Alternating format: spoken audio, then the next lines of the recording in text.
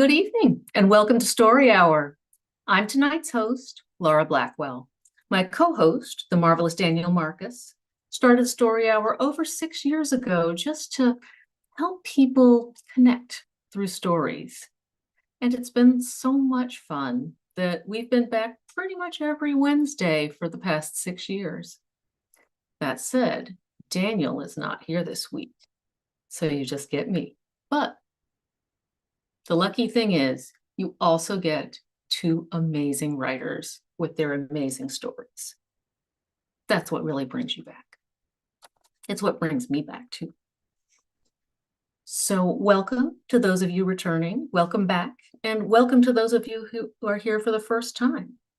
Tonight we have a very special story hour. We have Eliane Boey, who's a longtime favorite, and we have the story hour debut of Tashiro, who will be reading her Hugo, Locus, and I think I'm missing one. Hugo and Locus nominated at minimum story Missing Helen. If you're here on Zoom, feel free to chime in on the text chat if you like. If you're joining us on YouTube, you don't have to say a darn thing, but if you want to leave us a comment or a little like, that does make us very happy. We like writers to be happy. So our first reader tonight is Eliane Boey. Eliane Boey is a Chinese Singaporean writer and a SIFWA member with short stories in Clarkesworld, The Pen Review, and Weird Horror, among others. Her first book, Other Minds, was published by Dark Matter Inc. in 2023. The same publisher released her book Club Contango in 2024.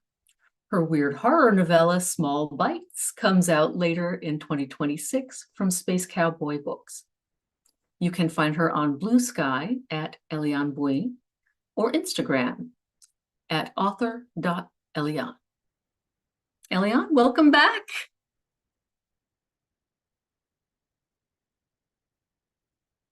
Oh no, you are muted. Oh, you know what? Let me fix this. The jealous pixies got in our way and de-co-hostified you. You should be able to unmute yourself now. All right, I'm back. Thank you so much.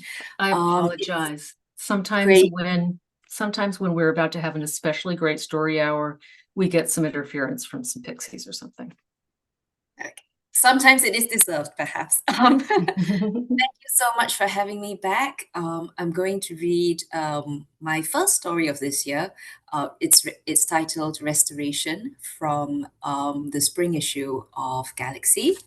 It's a flash, a short one, about architectural preservation and what that means for history and what we don't want to let go of. All right.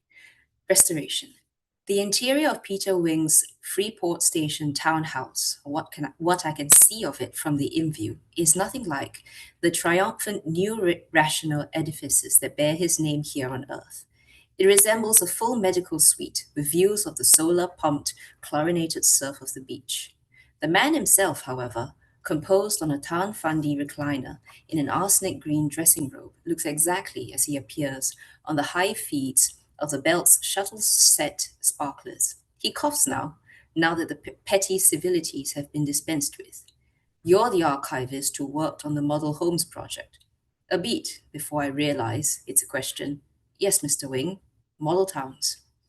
You've heard about the Delta Road Dam? He bridges his fingers. It's a miracle Shengar Street didn't rot into the floodwater while the administration counted their coin.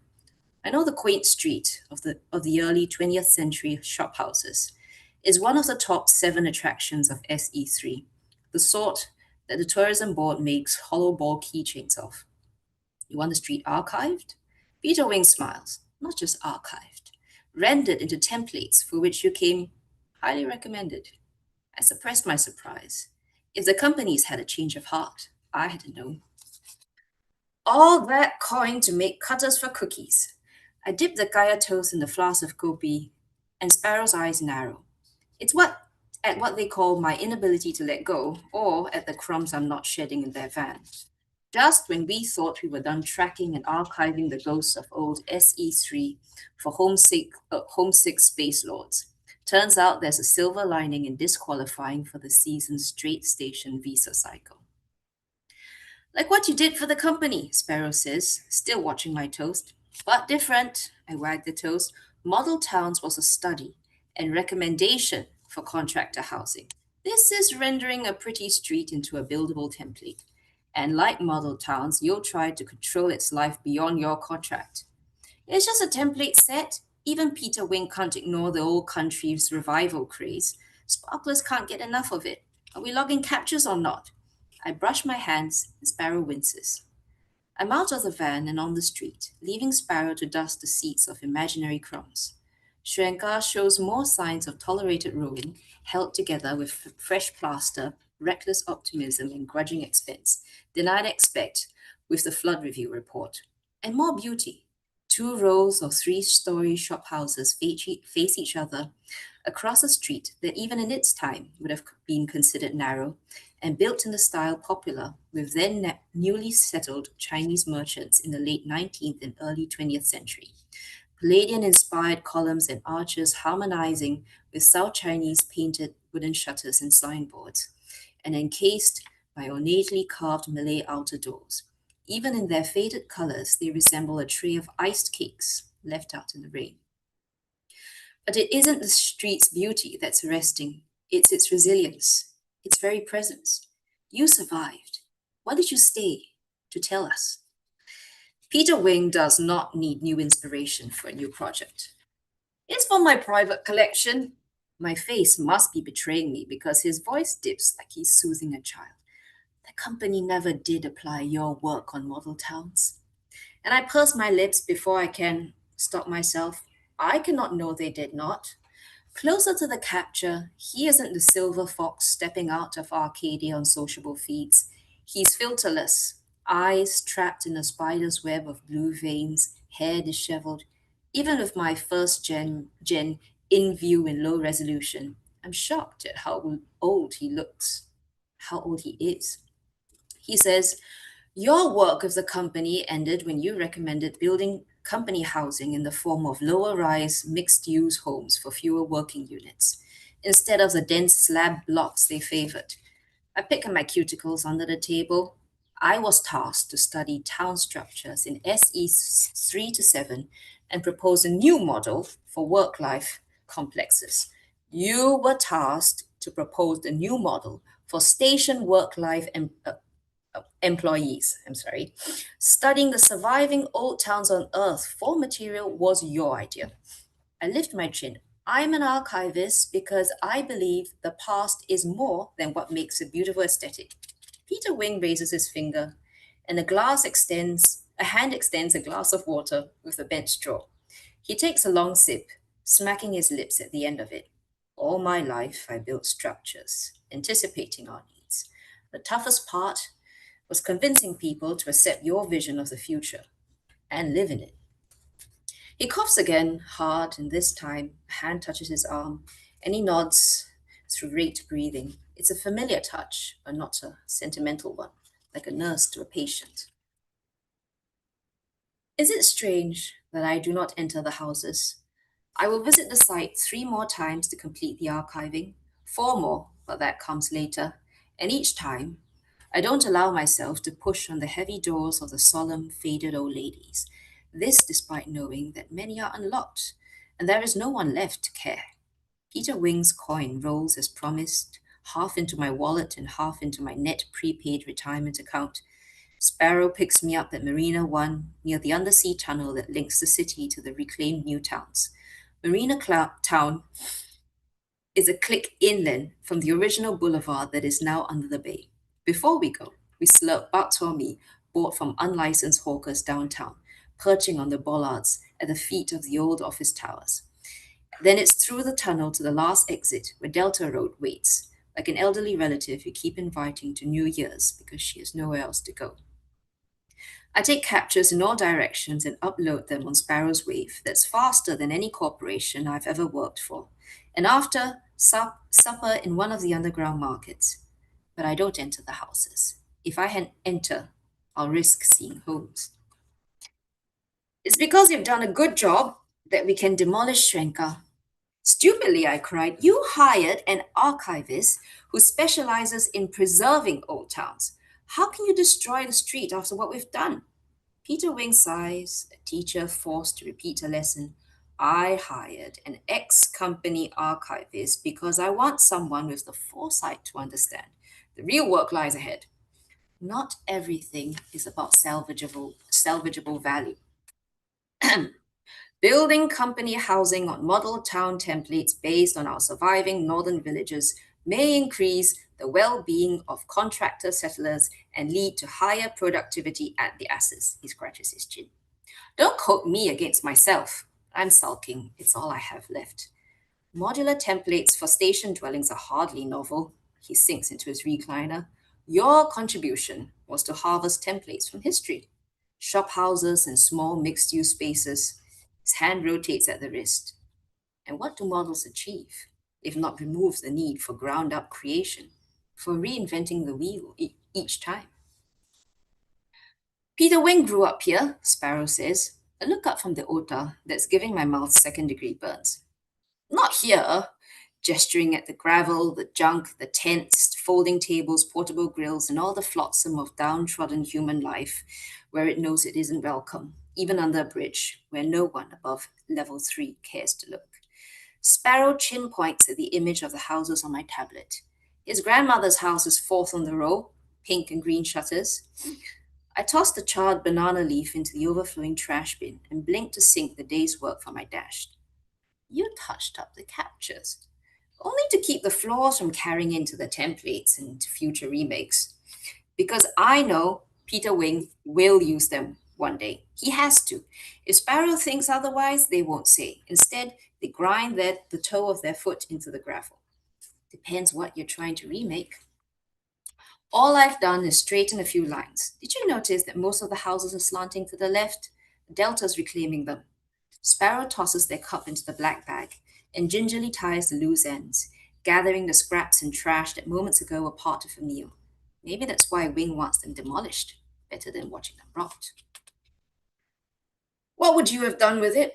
Peter Wing strides to the edge of the roof, sits on the edge. His long legs, which on our IM views lie immobile under the blankets of the recliner, cycle 38 stories above the old city. I almost cry out to him before I remember, and when I do, I trace the steps and seat myself cross-legged away from the edge. For this, ostensibly our last exchange, we're meeting in Avatar, a vertigo-inducing change from the flat view of his sterile rooms, and a glimpse of the Peter Wing I thought I was going to meet before I took the job. Restore it, preserve it. He kicks his heels against the side of the building. A breeze tussles his hair, which is full, curled, wrought iron grey and not white. To be a shell of a restaurant, a bar, not a museum no one will ever visit. He strokes the steel and glass monolith beneath us. You spent time at the Arcadia, didn't you, when you worked with First Next? I too run my fingers in the grout under my ankles as though this now demolished office and residential tower, as perfectly rendered as our avatars, means anything but 6 long years of my life. It was your first major development, and you still think that restoration is possible. He stands, hands on his hips, suit jacket opening behind him like a cape. Conservation at least, not to lose what's left. In both cases, you only preserve an aesthetic. He'll feed your nostalgia, and he'll tell yourself you saved it from destruction. But always, you remove its purpose. And that is the violence of redefinition. But the alternative can't be to destroy what cannot be restored. He coughs hard enough for the grimace to show through his avatar. Just send me the captures and the templates, all of them. I know you have more. There's an inflatable barrier at the entrance to Shenka. Someone, the demolition contractor likely, has wrapped black and yellow tape across the street, lamppost to lamppost, to underscore the message. Peter Wing answers on the third ring. Templates, if you please. I say it in one breath. You don't think the houses are irrelevant with the captures and the templates. You think you're preserving by destroying. What do you know of destruction? His weakened voice, still thin as sharp as thin ice. The persistence of history is a reminder of what you have lost. He wheezes before speaking. You've never been to Freeport, have you, archivist? All your building recommendations for the belt, you made them without ever leaving Earth. And you never returned, I say, because you wouldn't have to meet the person that you were. I took this job because I needed to keep my net minimum until the next cycle, because I wanted to see what I would find in the old streets of the flood zone, because I wanted to preserve what we were losing, even if it meant betraying what I loved by cutting models from them for the likes of Peter Wing and the company. Peter Wing wants to be remembered the way that he was. Let the ruined physical decay so that it will always be beautiful in reconstructed memory. Maybe he's not wrong, but I won't let him destroy the houses. I will destroy my templates so that in their absence, he will listen. The home survived. What did they stay to tell us? Yeah. Thank you. Oh, thank you. That was lovely. I love the mix of the futuristic world bending and the realistic dialogue that you get in. It feels just so relatable, even as it feels expanded upon in some way. Yeah, I wanted to have a sort of more projected spin on this obsession with nostalgia and things that we've lost, this current new retro wave, which is trying to reclaim a lost innocence that may not even have been. Um, and also just nostalgia as pure aesthetics with different values. But yeah. It's true. Sometimes if you dig under the veneer of nostalgia, there's something really creepy under there. Mhm. But Thank you. sometimes there's something good too. It's always interesting to learn about it. So thank you. That was excellent. And it is our way at Story Hour, as some of you know, to just take a pause between the readers, because the first story always gives us so much to think about. You can hear the way I just grope around for words because I'm still thinking too. And it's nice to have a little reset. And I like to just take a deep breath.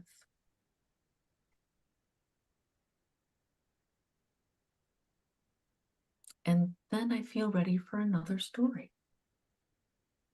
Everybody, that was Eliane Boey. Lovely to have you back. Thank you. And our next reader is Tia Tashiro. Tia is a speculative fiction author and a scientist.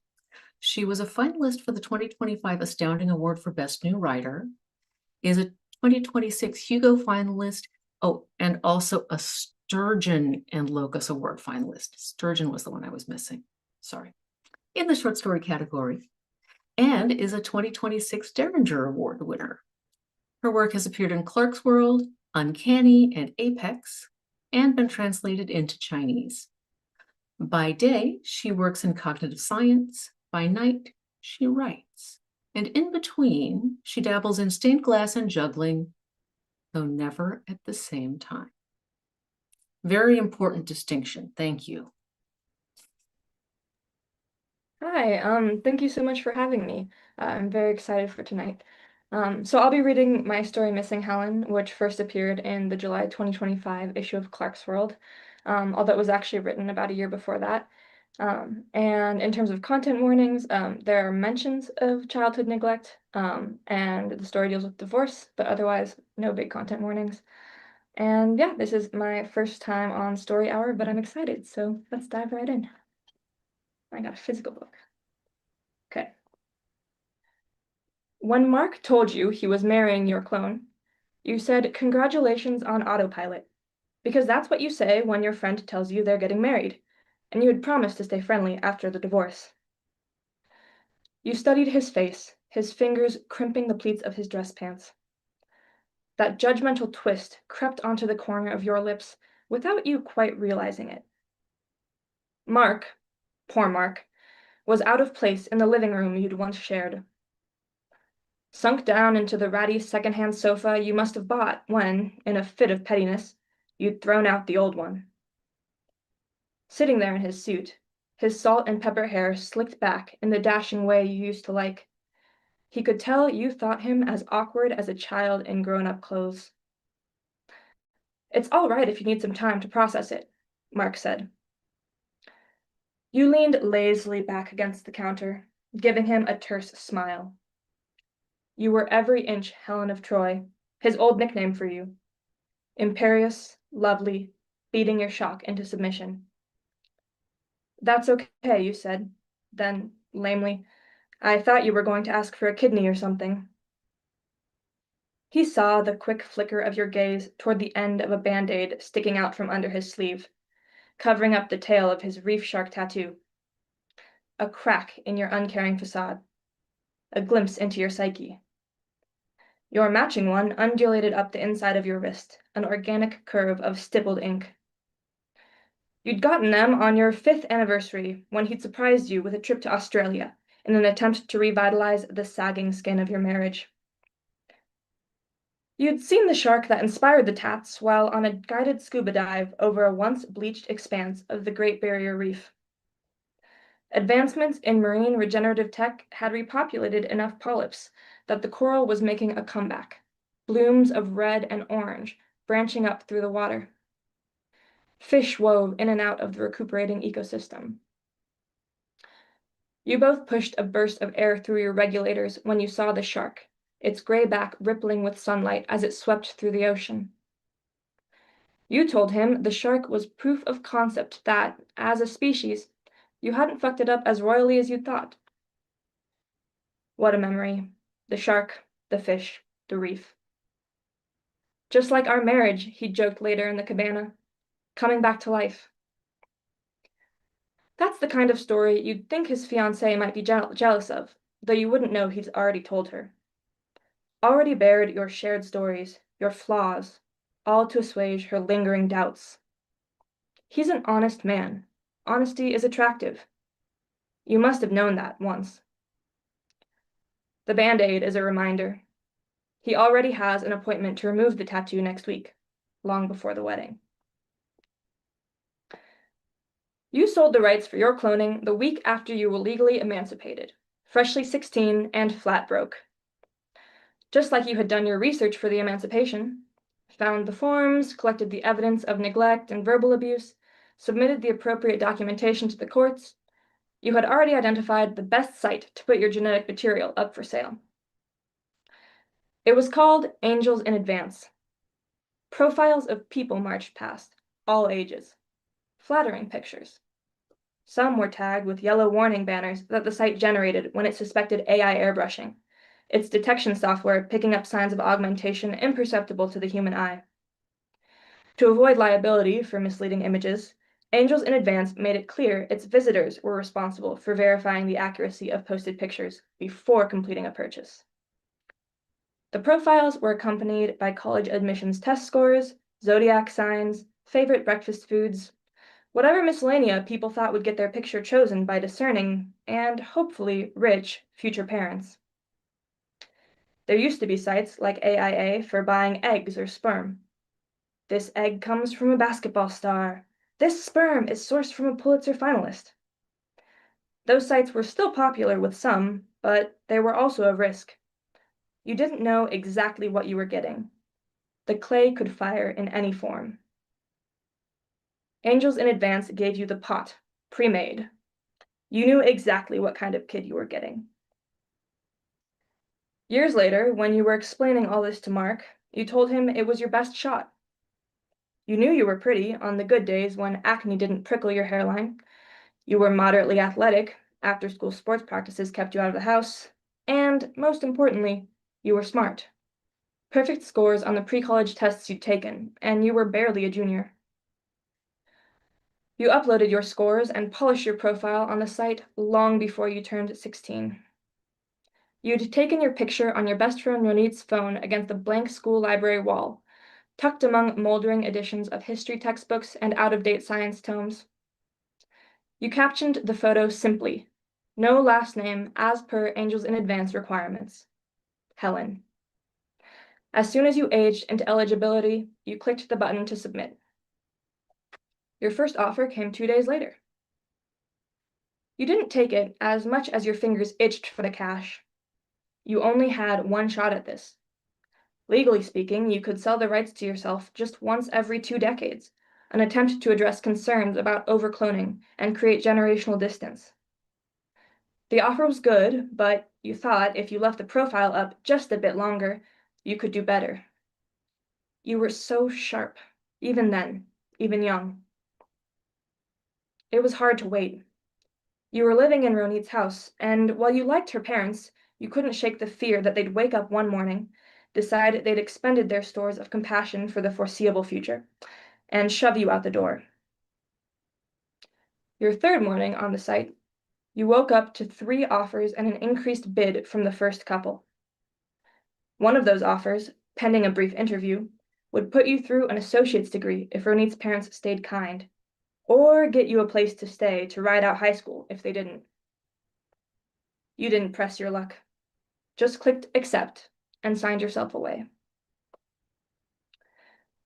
Mark is the kind of man who laughs with abandon, who remembers the waiter's name and tips generously, who goes to therapy once a year, like some people check the brakes on their cars, just to make sure the machinery is still running smoothly. He's clean-cut and organized. His parents are supportive. He's a catch. You didn't know these things about him when he first moved to your city.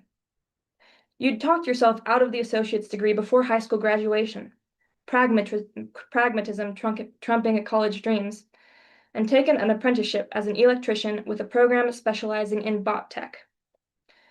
You were progressing well, nearing the end of your training. You liked unraveling tricky problems the best, diagnosing a malfunctioning bot like a doctor might a patient. Kamal, one of your closest friends in the program, had an older sister who'd gone to college with Mark. When Mark moved to the area, that friend of a friend connection was enough for him to end up as one of the few unfamiliar faces that sometimes cycled through your intermittent get-togethers.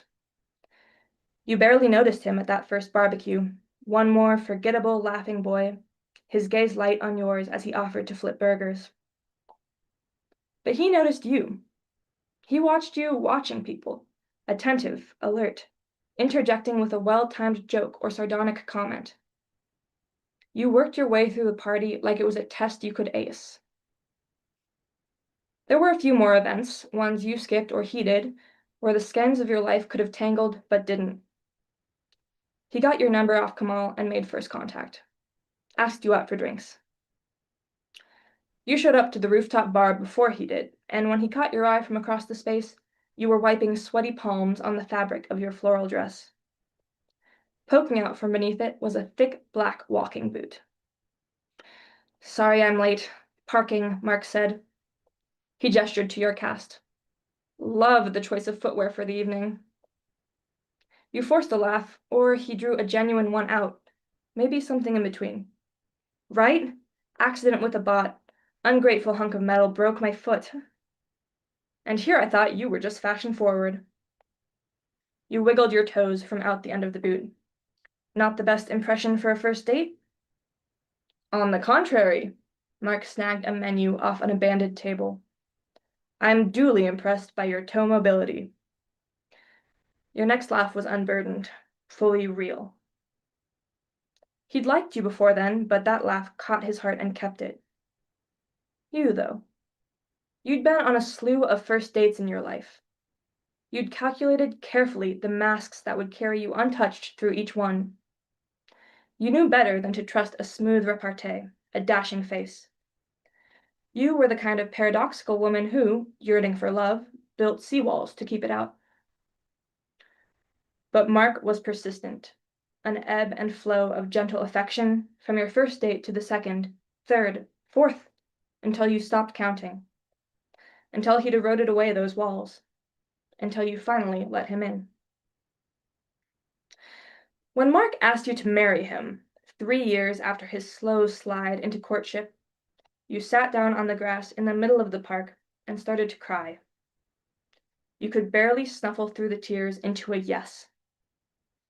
"You have to promise," you finally got yourself to say, smiling, snot dribbling out of your nose. "You have to promise. This is it." a joyful response, and the bitter aftertaste of your manipulation. You probably didn't mean it that way. You had been on your own for so long. It only makes sense that you'd cling to the first person to want you like you wanted them. A burr in a sock, a claw snagging fabric, a child refusing to let go. Still. Of course, baby, Mark said, so happy it was spilling out his edges. He took your bait. Couldn't help it. He knelt next to you, knees crumpling the grass, and slipped the ring onto your finger, wiping your tears away. Of course, I promise. That's why they call them vows, isn't it? This is it, Helen. Till death do us part.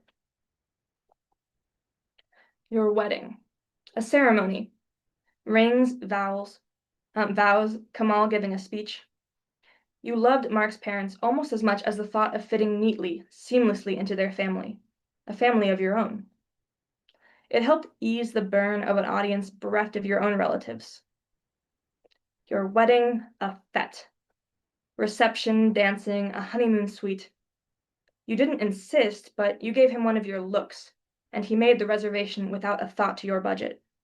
His parents' budget. Mark didn't know what he was signing up for. Your wedding, not worth lingering on. You have always been a fanatic for details. Your nature, not nurture. When you and Mark were first dating, you prodded him for the intricacies of his relationships before you. He'd had a few, one stretching for a year before the boyfriend had a crisis and left polite society to join a zero-carbon commune. You wheedled your way into descriptions of his first dates, those aborted starts, late-night conversations, the ways his exes had acted around him. Perhaps you wanted to see what had caused those potential futures to fizzle. More likely, you wanted him to calm your fears, pick at the facets and failures of those people for you, prove that they'd never been meant for him. Perhaps it's unkind to say that you were insecure or therapizing to presume it was the dregs of your childhood tainting the taste of new love. But you'd admit it to yourself. You were fiercely independent in every other part of your life, from your finances to the bots to the Aikido you'd picked up when you were 19. Mark was the only one who'd earned your reliance. He'd been admitted into your inner sanctum. Your vulnerability was a gift. Cute in the early days, just a part of the relationship during the engagement, the wedding, something he had come to accept. Constant messages, calls, reassurances. Your anxiety bled through the marriage. And slowly, it began to grate. Mark, so kind, so open, so willing to learn, realized that he did not understand you. It came slowly, like the love had to you. He worked in ad targeting. He liked to think he could tell what would reach a person, any person. But your small traumas, those he had long learned to work around, and those that would arise unexpectedly, created a minefield of a marriage. He hadn't minded once, when he hadn't yet become accustomed to your intelligence, to your flashes of laughter, when they hadn't lost their shine. Mark, who never worried what he'd do if there was suddenly no roof over his head. Mark, whose parents showered him with love, a net beneath the tightrope of his career if ever he should fall. Mark, who never had to sell his genome for the price of a better life. The blame for the failure of your marriage can be shared. It was Mark who drew back, didn't bring up habits of yours that had begun to chafe. He threw money and time at the problem instead of words, lavish vacations and long weekends paired with meaningless chatter. Once or twice, maybe more, you asked him if something was wrong. It feels like you picked at the wilting salad on your plate, pushing a few dreary leaves to the side. Or possibly it was salmon, your favorite, already half-eaten. Like we're just missing each other somehow, not on the same page. Do you feel that? No, Mark said on instinct. And then it would have been awkward to retract such a denial. He munched down on his burger instead. Too greasy, melted American cheese dripping morosely off the edges. He chewed, thinking of all the ways he could tell you things needed to change, But when he swallowed, what came out instead was, "Nothing's wrong, Helen. Let's get a takeout box. We're going to miss the tour bus." These were difficult topics to broach. Forgive him. He didn't know how. You'd think you'd have wondered about your clone more often. You didn't. You knew vaguely that she was somewhere out there in the city, a big enough city that Angels in Advance didn't exclude intra-city matches. AIA had a strict no-contact policy, part of the extensive legal document you'd signed when you accepted your offer. A clone might reach out to their genetic donor once they reached the age of majority, but the reverse was strictly prohibited. You didn't care. Those sold stem cells were faint in your memory, your clone an exercise in the abstract. You'd needed money. The clone had been away, much less invasive than donating half your liver or going to the plasma banks every few weekends, to procure it. Somewhere in the city was another you, a different you, a younger you, but you knew your lives would never overlap. Mark expected you to cry when he served you the divorce papers, or to ask him to wait just a little longer, or to beg him to reconsider. Instead, you paged through the paperwork on your tablet with hands as sure and calloused as one might expect from a master electrician.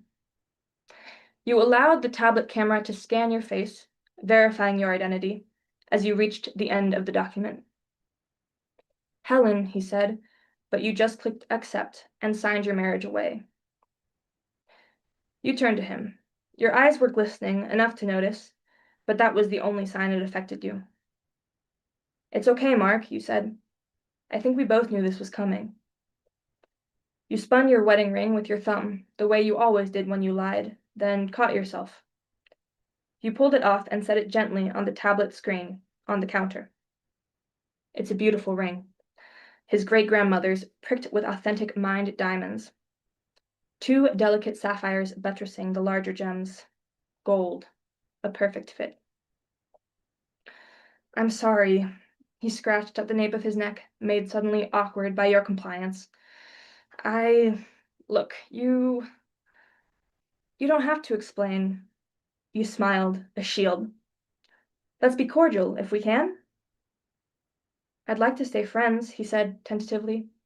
"I'll miss you." Sure.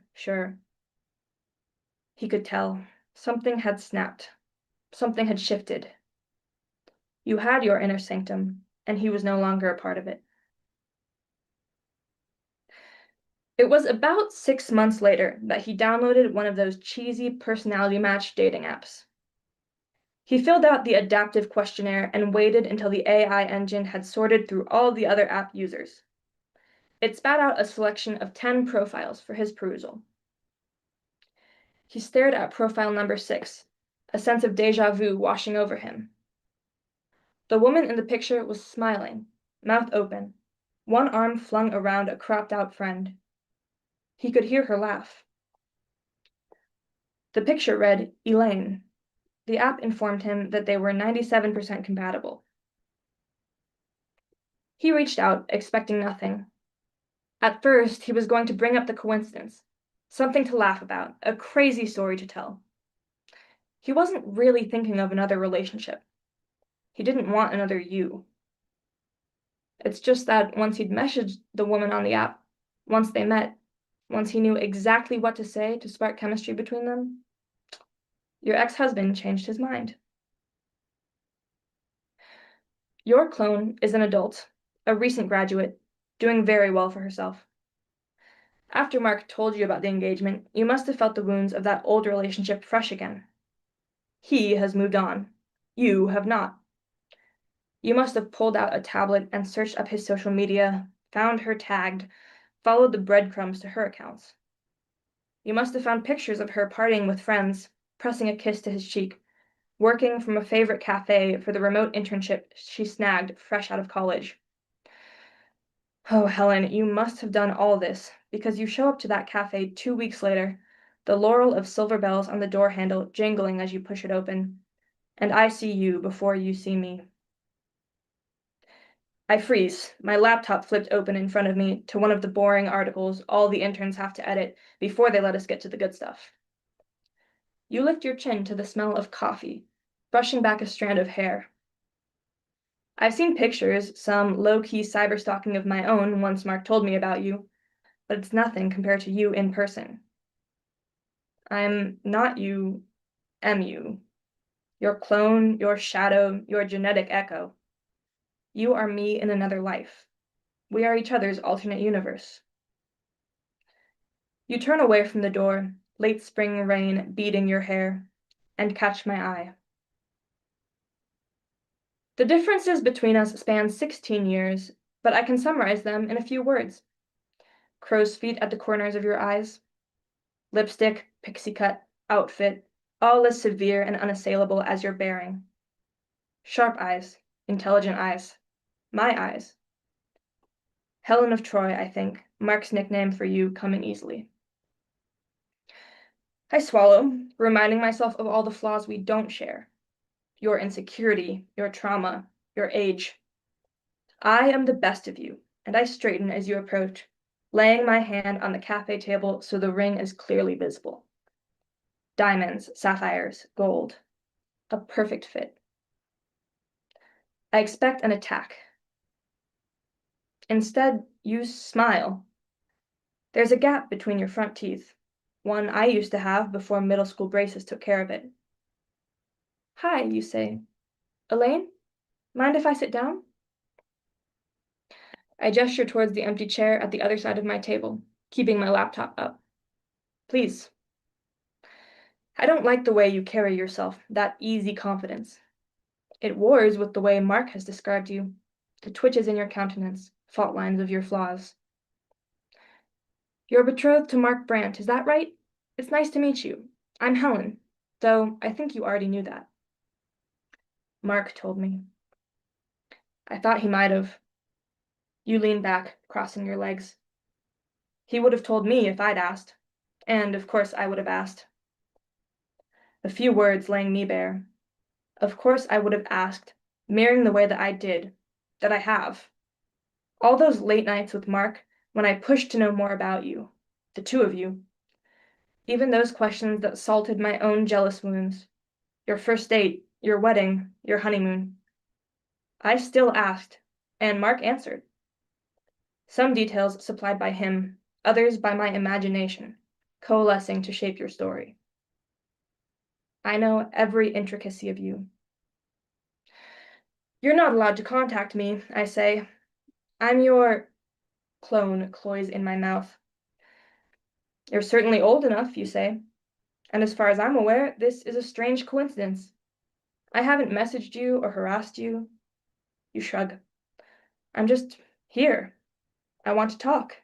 Is that so bad? You want to talk about Mark.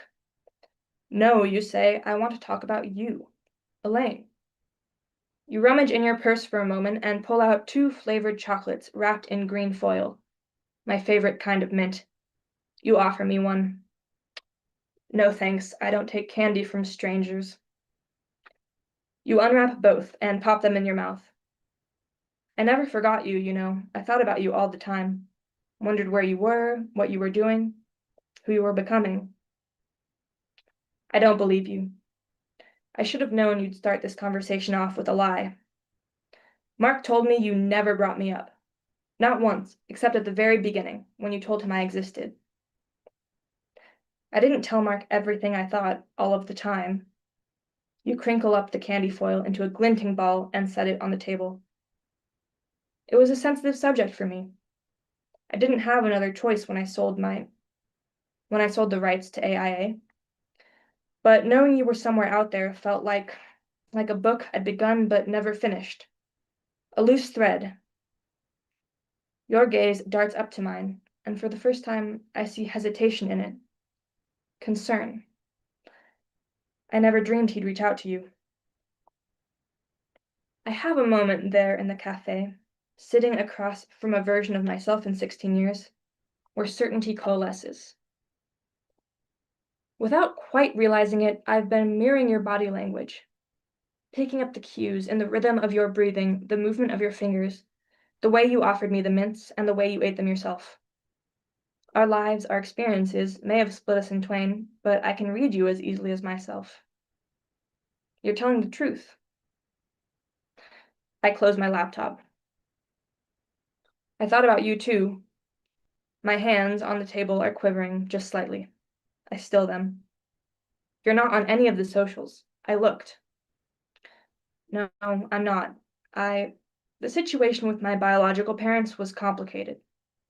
That was one of the reasons I wondered. I wanted to know if you were loved, we say, a harmony of two. I draw my coffee mug toward me and wrap my hands around it, even though it's empty. To steady myself, I suppose. I'm embarrassed for a moment at the untidiness of my small cafe table. A few napkins lie haphazardly strewn by half a lox bagel, uneaten on its plate. I reach out and straighten them with one hand. I'm sorry, I laugh. You can probably tell it's fake. It's not fair, I guess. You not knowing me knowing you. You knowing about me, you correct. Through Mark lingers unsaid. Is there a difference? You reach out and tap the edge of my plate, indicating the lox bagel. Salmon? Yeah, I say, emboldened. Our favorite. You crinkle your nose the way I do when I'm about to contradict someone. Your favorite, maybe. I got food poisoning from expired salmon once. Put me off it ever since. You give the plate a little push toward me and lean back. You're right, though, that I don't know you at all. I never even met your parents in person. We just had a short video call through AIA. Well, my mom and dad are still together, I say. They didn't talk about you at all when I was growing up. But that's not weird. I have an older brother, also from AIA, and they paid the same for his genetics as mine, because they didn't want either of us to feel different. More or less wanted. Anyways, they didn't tell him anything either. About his, original. The corner of your mouth twitches up. I don't blame them, I hasten to add. They just wanted us to know they considered themselves our parents, full stop. And yeah, to answer your question, I was loved. I am loved. Good, you say, smiling. A real smile. I'm glad. I don't know if I should tell you more. About how Mom and Dad fell in love at the tennis court and still go out and play sometimes, even though he's having trouble with his hip and her knees aren't what they used to be. How my older brother David is in law school and I'm trying to make it as a journalist. And my dad doesn't get it, but he still buys me annual magazine subscriptions for my birthday. How my mom reads my freelance articles and brainstorms with me when I'm feeling stuck. Did you want this for me? Any of it? I fiddle with the corner of a napkin. I'm sorry if this isn't what you want to hear. You're probably comparing your family to mine even now. I'm probably opening old wounds. No, you say, sweeping out a hand, an inviting gesture. Please, tell me who you are, Elaine. Oh, okay. My breath flutters in my chest. For some reason, I feel the need to impress you. I don't know where to start. One of my friends likes to do wallet tours, where you share stories about all the stuff in your purse or your wallet, a way to get to know someone. Or, I could tell you about my scars. I point to the thin line where my hair parts differently, the ghost of an old injury weaving from my temple along my scalp. I got this one when I was 6, from falling down the stairs. Busted my head open, bled a ton. Mom rode with me in the ambulance. You cock your head, listening, absorbing. I hurtle onward. I'm trying not to think, just letting myself spill out. Or I could talk about tennis. It was a huge part of my life for a long time. I played tennis just like my parents in high school, placed second in state my junior year, kept going through college until I strained my LCL on senior night. I did all that and kept my grades up too, though you could have guessed that. We're both sharp, aren't we, Helen? I'd say I get that from you, but maybe we both get it from your parents, your bio parents, that is. I almost expect this to be a misstep, but your expression doesn't change. Are your distant parents now a distant era of your life?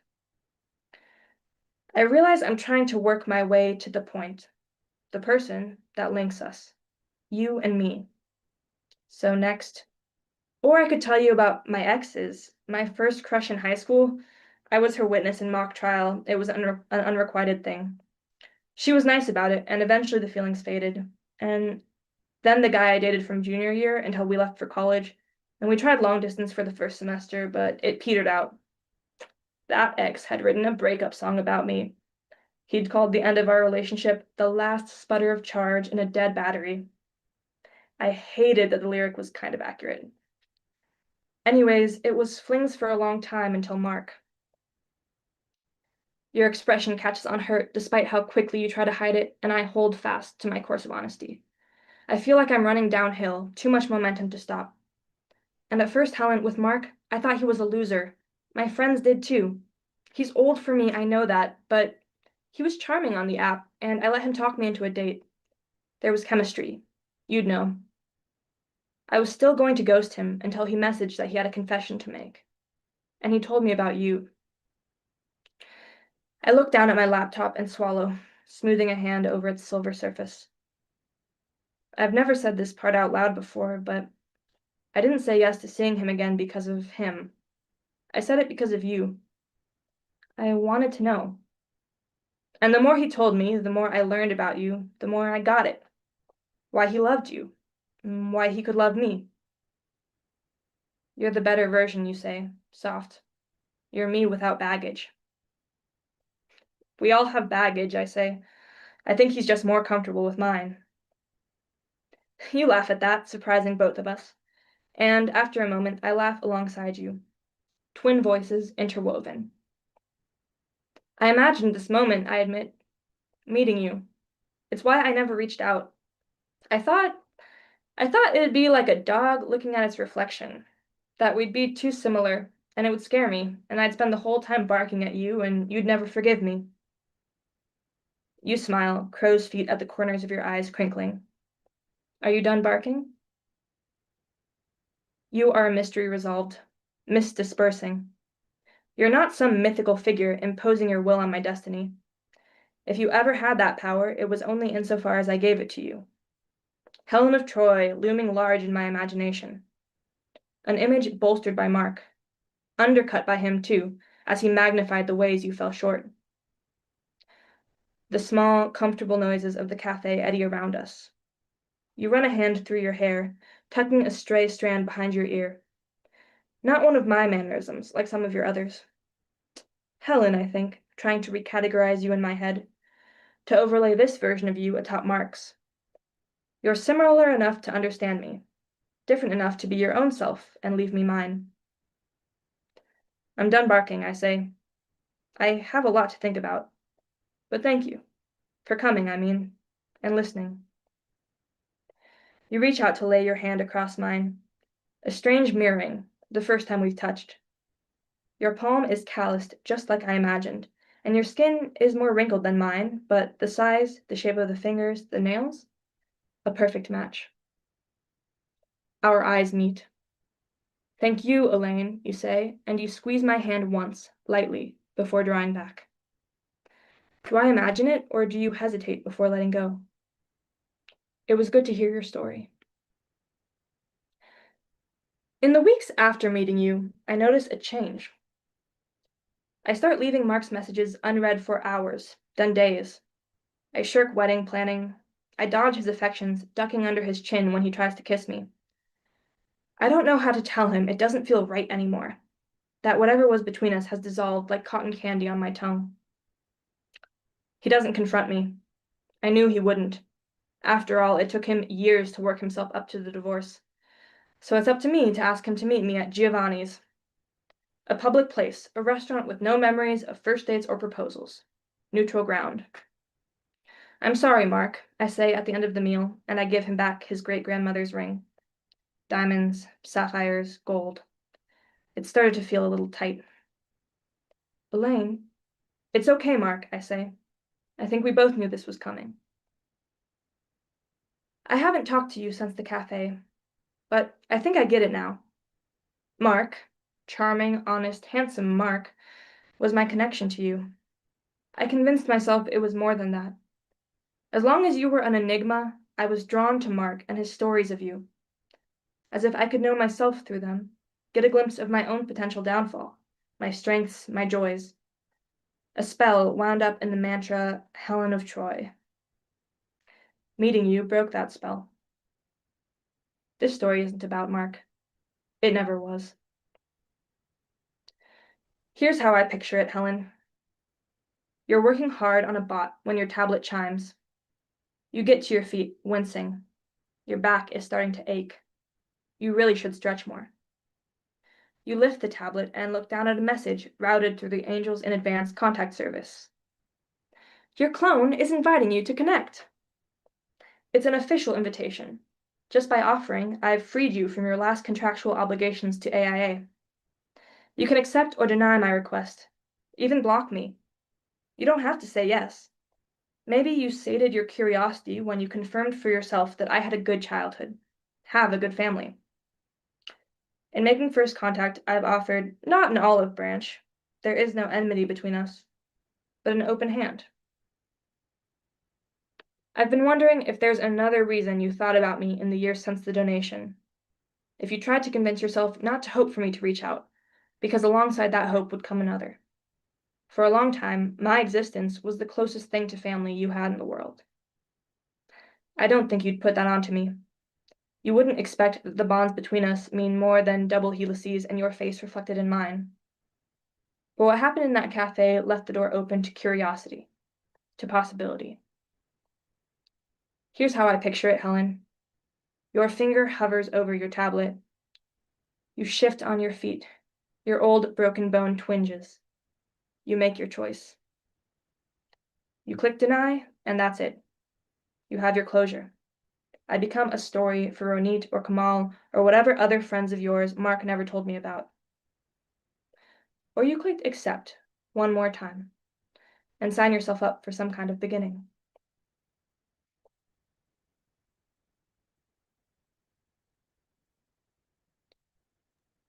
Oh, I love that. I love that clicking accept can mean such different things. Very much so. And this is like the most literal self-acceptance I can imagine. I'm being kind of silly with that because they're really not the same person. There's so many epigenetic factors. Oh, totally. Yeah. And yet they're so closely related. Sisters in different generations. Oh, that's so hard to wrap my brain around. Lovely. And you're curious if it will happen someday. What's that? Oh, it's the kind of near future thing you're curious that could hypothetically happen someday.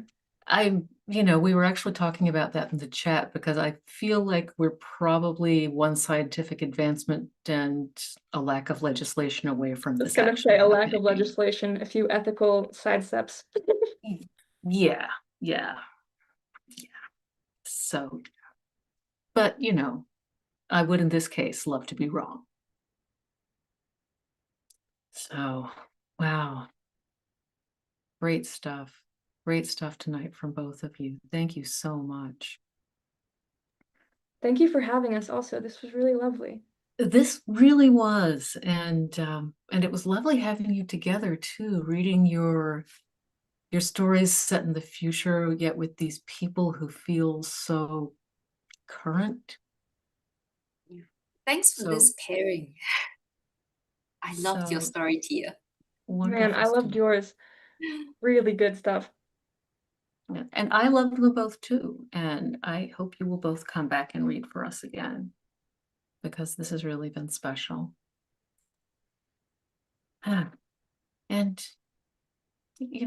I'll be back next week with Daniel. Next week, our readers are Charlotte Tierney and Jeffrey Ford. It's going to be a spooky story hour. And it is a good idea to check storyhour2020.com the day of the reading, just in case of any changes, any announcements. And, it's a nice place to visit anytime because we also have the calendars, so you can can learn about upcoming story hours, and you can also click through to watch any programs you may have missed on YouTube. I personally may watch this one a few more times. You can also just go straight to YouTube and look us up at our channel, which is Story Hour 2020. Eliane Boey, Tia Tashiro, thank you so much for sharing these stories with us tonight. Thank you also to SIFWA for the Givers Fund grant that keeps us coming back to a Zoom and a website every week. Thank you to Jean-Paul El Garnier, who makes all of our promo graphics, which I appreciate very much, and is in general a great friend to the show. Hi, Jean-Paul. And thank you most of all to Daniel Marcus, without whom this Zoom room would not exist. And thank you, all of you, whoever you are, wherever and whenever you are watching this, because as long as we can enjoy these same stories, we are all together and we're all in the same story hour. Good night.